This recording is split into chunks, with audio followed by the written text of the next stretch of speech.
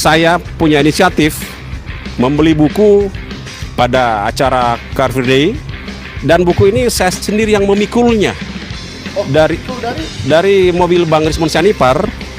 Lantaran saya punya kegemaran dan inisiatif sendiri juga bersama teman-teman lain, karena saya bangga tentang seseorang Bang Rismond, sehingga saya bantu dia untuk memikul buku tersebut.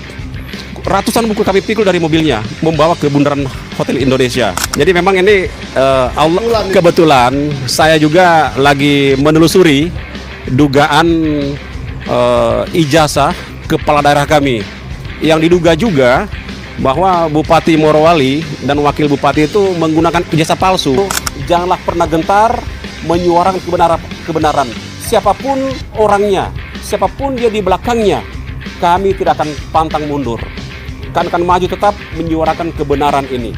Luar biasa. Siapapun, baik Presiden yang ke-7, kalau dia salah, salah. Kalau betul-betul ijazahnya palsu dan Gibran juga ijazahnya palsu, maka harga mati Pak, kita makzul. Saya Irwan Esos telah hadir di Polda Metro Jaya untuk melaporkan saudara Rismond Sianipar, di mana saya telah membeli buku Gibran Endgame ini. Saya merasa tertipu, sehingga saya buatkan laporan polisi pada hari ini, hari Jumat 24 April 2026, dengan pasal penipuan dan penggelapan. Alhamdulillah kami baru keluar telah membuat laporan malam hari ini. Untuk itu saya sebenarnya tidak akan melakukan hal ini. Akan tetapi saya merasa dirugikan dan merasa melakukan tertipu oleh saudara Rismond Sianipar, dan saya merasa telah dicurangi tentang hal ini, sehingga saya buatkan laporan polisi pada hari ini, hari Jumat. Untuk itu pada saya pribadi juga tidak akan berhenti untuk mengungkap persoalan ini, dan saya tidak akan tanggung-tanggung. Insya Allah saya akan proses dan kawal terus persoalan ini, laporan saya. Oke, gitu. Boleh saya tanya sedikit Bang? Iya, silakan. Jadi Abang kemarin itu beberapa bulan lalu ya, Iya. Pernah membeli Gibran Endgame, dan kenapa sekarang merasa ditipu? Apakah karena isinya, apakah karena ditarik, atau karena apa Bang? Oke, saya salah satu penggemar Bang Rismond Sianipar. Sebelum Bang Rismond kami nyatakan bahwa dia mengkhianati dalam pergerakan ini. Saya bergabung dalam pergerakan ini dan ketemu Bang Rismond itu bulan September, beberapa bulan yang lalu, 2025 tahun lalu. Sehingga saya sangat salut dan bangga atas perjuangan dan pernyataannya Bang Rismond mengungkap persoalan masalah ijazah palsu ini yang telah ditulis di bukunya dengan judul Gibran Endgame. Dan awalnya Jokowi White Paper. Iya, itu.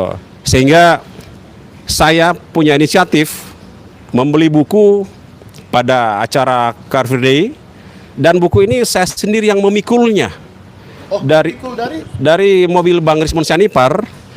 Lantaran saya punya kegemaran dan inisiatif sendiri juga bersama teman-teman lain, karena saya bangga tentang seseorang Bang Rismond, sehingga saya bantu dia untuk memikul buku tersebut. Ratusan buku kami pikul dari mobilnya, membawa ke bundaran Hotel Indonesia. Itu acara Car Free Day. Jauh, itu hampir kurang lebih 1 kilo waktu itu. Wow. Saya terinspirasi beli. Waktu itu saya sampaikan, saya akan beli ratusan buku, 300 buku.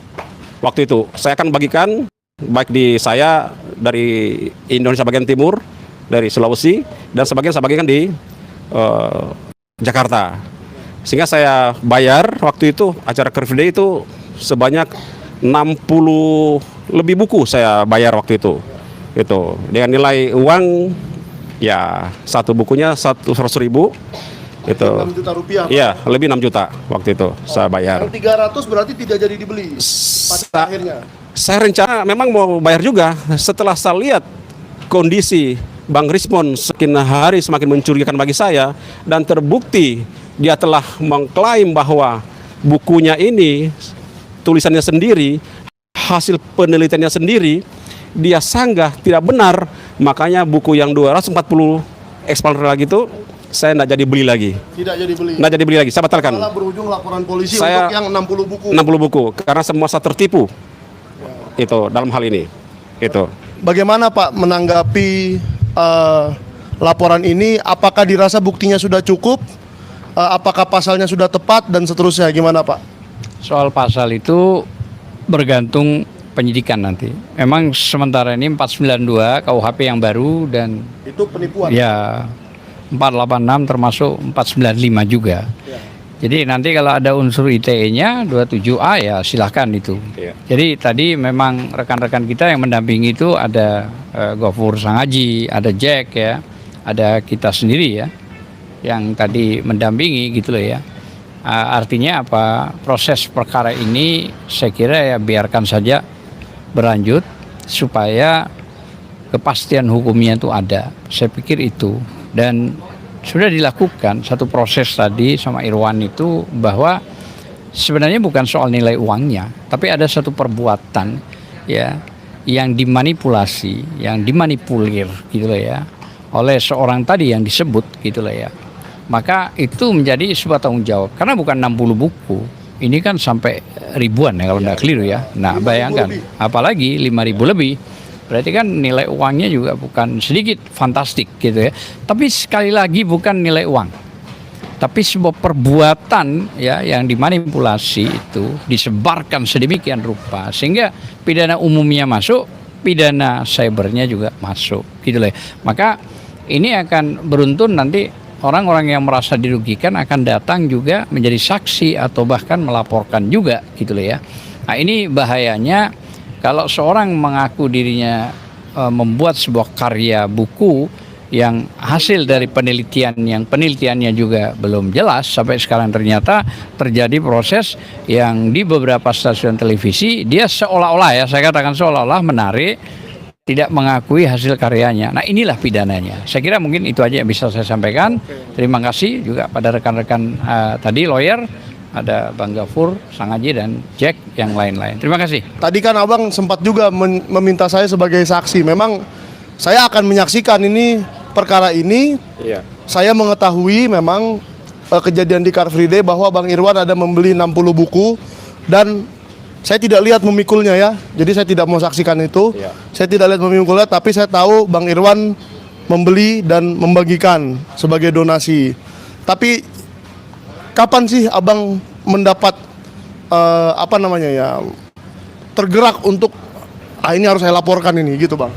Ya, baik. Saya sangat kaget pernyataan Pak Rismon pada saat di Istana Wakil Presiden. Oke. Ya, itu yang membuat saya sangat terkejut, sangat-sangat shock melihat pernyataan Pak Rismon pertama kali itu. Bahwa dia tidak mengakui dengan tulisan yang telah ditulis dalam buku Gibran NGM ini.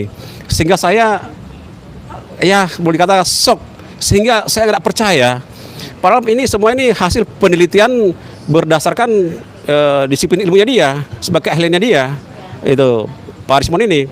Sehingga memang sangat-sangat kami sebagai masyarakat rakyat Indonesia sangat kaget dengan Pak Rismon menganulir dan mengkomplain bahwa hasil penelitiannya ini itu tidak benar. Kami sayangkan bahwa ini pernyataan yang sangat-sangat blunder bagi dia, yang sangat tidak rasional, itu yang dilakukan oleh Pak Rismon sendiri. Itu. Saya sampai ingat karena tadi Bang Irwan mengatakan seperti itu. Saya ingat pertama kali ketemu Bang Irwan itu di Kemendikdasmen ya. Ya, betul. Kita di Kemendikdasmen, Bang Rismon sedang meminta keterangan dari kementerian tentang ijazah Gibran. Ya. Di mana saya sampai duduk-duduk di lorong-lorong itu ya, supaya direkturnya nggak bisa pulang. Ya. Nah, di situ saya ketemu Bang Irwan di kantin. Dan Bang Irwan sedang mempersoalkan sebuah ijazah juga ya. Ya, betul. Ijazah apa itu, Bang? Jadi memang ini Kebetulan kebetulan saya juga lagi menelusuri dugaan ijazah kepala daerah kami yang diduga juga bahwa Bupati Morowali dan Wakil Bupati itu menggunakan ijazah palsu, sehingga saya meyakinkan, sehingga saya ke Kementerian Pendidikan untuk menelusuri. Disitulah saya ketemu pertama kali Bang Rismon. Oke. Ya, di kantin situ kami duduk sambil cerita, wah luar biasa ini. Saya sangat-sangat terinspirasi dengan gerakannya teman-teman semua, Bang Rismon kawan-kawan. Sehingga saya coba berkenalan di kementerian tersebut, sehingga kami alhamdulillah bisa bersilaturahmi, dan sampai hari ini dia telah mengingkari apa ya hasil dari penelitian tersebut. Ya, Gitu. betul. Saya juga kalau boleh sedikit saya komentar ya. Ya, Bang. Memang laporan ini banyak sekali yang sudah meminta ke saya. Masa nggak ada sih yang mau melaporkan? Wah, gimana kalau dilaporkan? Gimana kalau dilaporkan? Ternyata hari ini ada yang benar-benar melaporkan bahwa beliau, Bang Irwan ini sudah membeli 60 buku dan akhirnya tidak terima ada pernyataan bahwa isi buku ini ditarik, karena berarti itu menipu ya. Iya. Menipu orang yang sudah membeli buku itu, ternyata bukunya isinya kebohongan. Menurut penulisnya sendiri. Iya. Penulisnya saja bilang itu bohong, tapi orang-orang sudah membeli dan rugi. Statistik yang saya ketahui sejauh saya berada di manajemen, itu minimal 6.000 buku sudah laku. Wow. Atau lebih ya. Minimal 6.000 lah yang saya tahu. Iya. Jadi itu 600 juta lebih. Iya. Ya, yang sudah membeli buku ini kalau dirupiahkan. Nah, luar biasa keberanian Bang Irwan ini untuk melaporkan, maju dan melaporkan Bang Rismon Sianipar, karena memang sudah kelewat batas kalau menurut saya. Saya Iya. melihat Bang Irwan sudah merasa ini keterlaluan dan sudah terlalu banyak.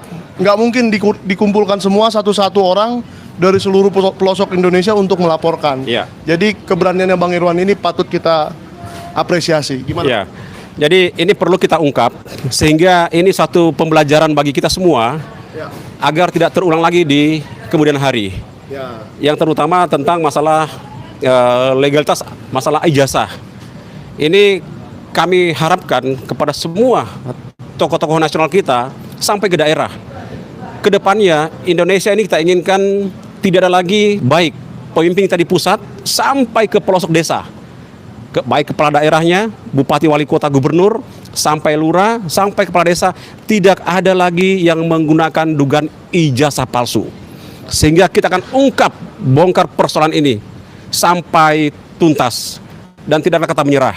Dan masalah ini harapan kami juga, ternyata yang dijual oleh Pak Rismon ini, buku ini, ternyata ISBN-nya juga sudah palsu juga. Ternyata ini membuat sangat-sangat kami kecewa lagi. Kami baru tahu kemarin di acara Rakyat Bersuara, Anyus TV, dia mengakuinya sendiri itu bahwa ISBN yang diterbitkan ini bukan ISBN judul buku yang ini. Oke. Itu ternyata buku lain. Ini kan Jadi yang abang beli ini saya biar saya jelaskan sedikit Bang ya. iya, ini kami merasa tertipu Bang juga. Iya. Sehingga kami merasa ini tidak boleh dibiarkan. Kita harus buatkan laporan polisi biar si pelaku tahu diri dan tidak mengulanginya lagi. Bang Irwan ini kemarin duduk di sebelah saya Iya. di acara Rakyat Bersuara di iNews TV, dan di akhir-akhir acara itu kalau ada yang masih mau mencari videonya di jam keempat menit ke-11 tuh kira-kira, atau menit ke-20 lah. Nah di situ ada seseorang yang masih dalam manajemen, yaitu Arif Iksan, menyatakan bahwa ISBN-nya asli. Maka saya maju ke depan, dia memperlihatkan yang ini ya Bang. Iya. Nah ini buku cetakan kedua, di mana ISBN-nya belakangnya 33 dan didaftarkan ke Perpustakaan Nasional.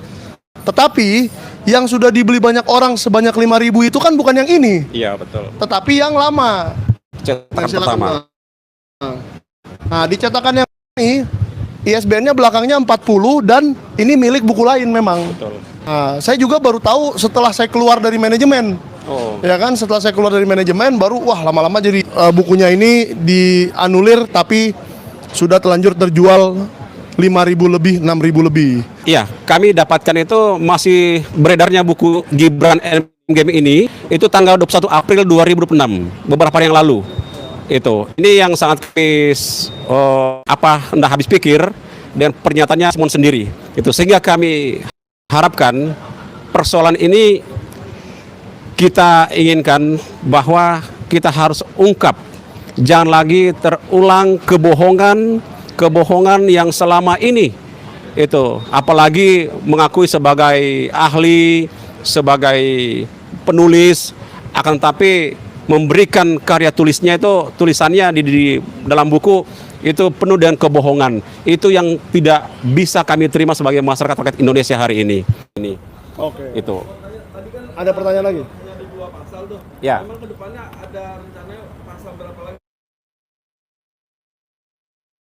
Karena ada beberapa nanti ya. Nanti penyidik nanti yang akan coba kembangkan pasal apa lagi yang kita mau cantumkan. Itu. Mungkin apakah kita mau cantumkan di pasal masalah Undang-Undang ITE itu tentang perlindungan konsumen dan lain sebagainya. Itu masih ada beberapa pasal lagi. Sehingga kami akan tetap akan mengawal persoalan ini, tidak main-main pada kesempatan kali ini. Gitu. Ada pertanyaan lagi? Sudah cukup? Ada batasan waktu, Pak, untuk tadi update tentang masalah itu, batasan waktu berapa lama? Ya. Oh enggak itu Kita kalau soal penyidik itu kan menunggu, berproses aja Bang. Iya. Nggak ada batas waktunya. tinggal menunggu saja nanti panggilan berikutnya, pemberitahuan kapan melakukan untuk pemeriksaan selanjutnya. Kita tinggal menunggu dari Bapak-bapak dari pihak Polda Metro Jaya. Oke. Gitu. Mungkin dari Pak Janes ada yang mau ditambahkan sedikit? Ya, kalau saya sih udah jelas pasalnya ini pasal penipuan dan penggelapan. Udah kau tipu rakyat Indonesia dengan pakai ijazah Yamaguchi dan surat kematian, tambah lagi pasal Murismon telah menipu dan menggelapkan uangnya bapak-bapak ini. Kau bilang asli, waktu di Raya Merdeka kemarin ditanya sama Ajam, asli apa palsu? Yang menjawab si Jagir, nggak bisa dijawab sama klien saya. Inilah jawabannya. Kalau asli tetap masuk penjara, palsu pun masuk penjara. Itu dua-duanya udah kena pasal, 5 pasal, nggak berapa puluh pasal lagi nih. Pak Jagir, kamu penasihat hukumnya, siap-siaplah untuk membela dia ya. Oke. Oke. Mungkin sudah cukup Bang Irwan ya? Ya, yang Ya. terakhir mungkin Oke. Bang Michael dan teman-teman semuanya. Saya cuma kami berbuat seperti ini atas ketulusan, keikhlasan kami, tanpa ada intervensi dari siapapun. Ya, mereka akan mendukung. Yang kedua, kami sebagai rakyat itu mewakili mungkin Indonesia akan selalu menyuarakan kejujuran, menyuarakan kebenaran untuk keadilan seluruh rakyat Indonesia. Untuk itu, janganlah pernah gentar menyuarakan kebenaran. Siapapun orangnya, siapapun dia di belakangnya, kami tidak akan pantang mundur. Kami akan maju tetap menyuarakan kebenaran ini. Luar biasa. Siapapun, baik presiden yang ketujuh, kalau dia salah, salah.